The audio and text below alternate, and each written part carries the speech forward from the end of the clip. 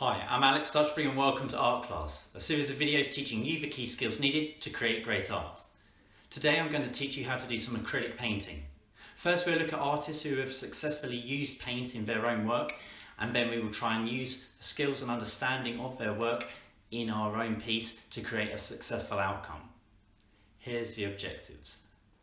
Can I mix up appropriate bold colours and apply them over one another to make the picture look realistic? And can I use techniques such as directional brushstrokes and complementary colours to make objects appear 3D? Just like Paul Cézanne with his bold, vibrant colours, Renoir and his directional brushstrokes and shading, or modern day artists like Teddy Parker with that bold application of paint. Acrylic paint is a highly successful media to learn how to use because of its bold, vibrant colours. I produce and sell a lot of my own artwork, predominantly featuring and focusing on my main passion, Formula One motor racing. But with this piece, we're going to focus on still life, like the artist I've just shown you. You could either set your own still life up, or if you want to get an image off the internet, maybe you could print it out and grid it up so you can scale it up quickly and draw it out before we start the painting. Your choice. Let's get started. So we're going to use only 4 colours. The primary colours and white. Use the crimson red and Prussian blue because they are darker but can still be lightened. So to begin with, you want to apply mid-tone layers over all of the objects, covering up the white paper underneath because you don't want to have any little gaps of a bleached white paper showing through. Look at the photo you're working from and select the most appropriate mid-tone colour. So a colour which is a majority of the object but isn't too dark or too light, because you can work lighter and darker on top later. So you can see in the top right corner the image I'm working from, and I'm applying these colours on. It doesn't matter if you can't mix up the exact same colour all the time, it's just filling in that base layer. So as long as you cover up the white paper, you can't really go wrong.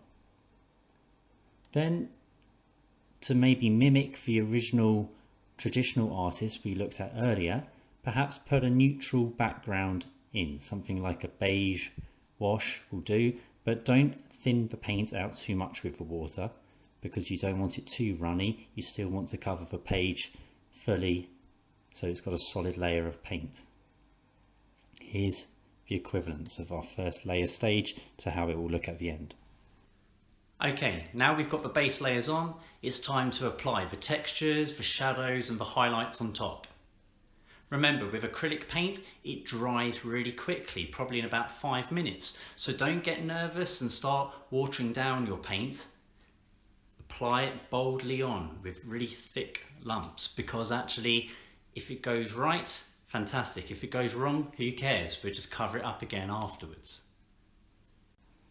So starting with the orange, I'm dabbing on lighter and darker colour tones on top. All still within that orange tonal range, but it's showing the depth by showing highlights on the top edges, darker ones underneath. To begin with, I would suggest working with the mid-tones and darker tones. You can always add the highlights in at the end. With a banana here, you can see that it curves around the side, and so one side is a darker, deeper colour yellow, whereas on top it's still left light.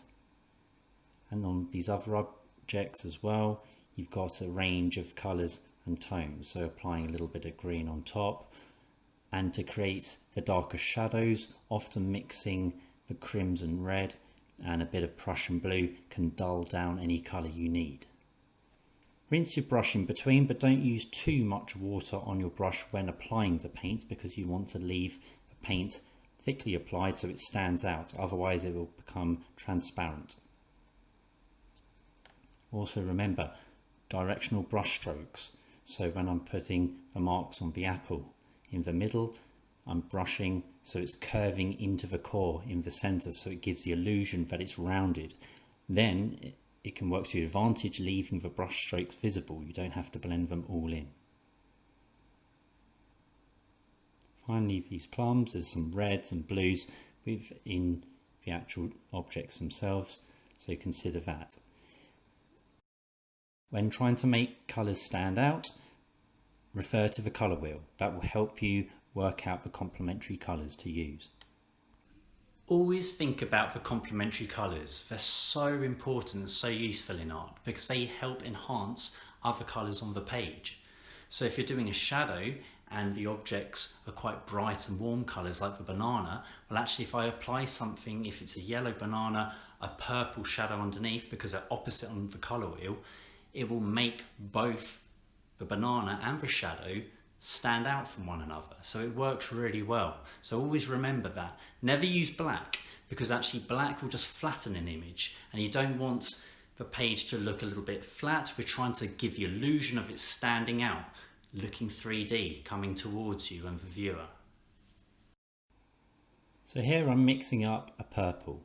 This is to go underneath the objects because a lot of them have oranges and reds in them, so it will contrast well.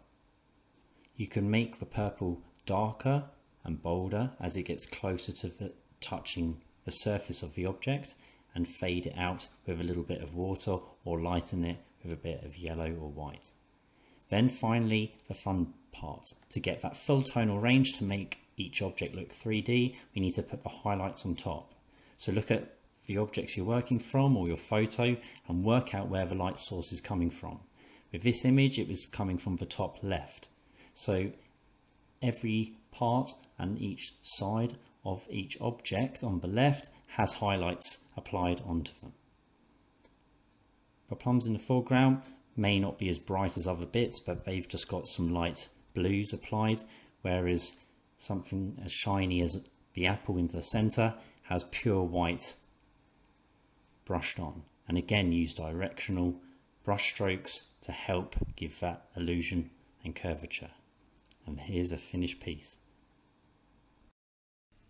So there you have it, the full acrylic painting process, starting from just a photo and leading to a really cool final outcome like this. Remember all those key points, starting with the mid-tone base layers and then applying both highlights and shadows on top.